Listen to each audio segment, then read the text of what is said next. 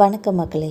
இன்றைக்கி நம்ம இந்த வீடியோவில் கடன் தொல்லைகளுக்கு இனி டாட்டா, குபேர ராஜயோகம் வர அதிர்ஷ்டசாலிகள் இவங்க தான்றதையும், தமிழ் புத்தாண்டில் இந்த ராசிக்காரர்களுக்கு அடிக்க போகிற ஜாக்பாட்டை பற்றி தான் இந்த வீடியோவில் நம்ம விரிவாக பார்க்கலாம் வாங்க.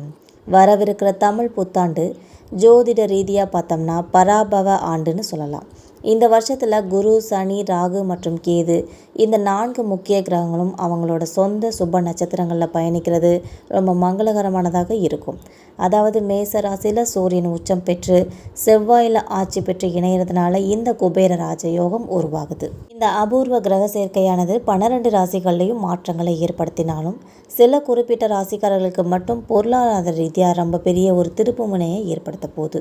இந்த குபேர யோகத்தோட மூலமாக மேசம், ரிஷபம், மிதுனம் இந்த ராசிக்காரர்கள் பெரிய பலன்களை பெறறதுக்காக காத்திருக்காங்க.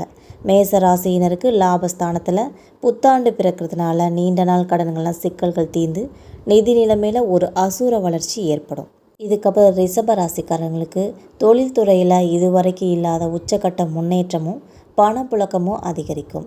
இதுபோல் மிதுன ராசிக்காரர்களுக்கு ஆன்மீக தெளிவு பிறக்கிறது மட்டும் இல்லாமல் ஆடம்பர பொருட்களை வாங்குகிற யோகமும் தேங்கி நின்ற காரியங்களில் வெற்றியும் கிடைக்கும்.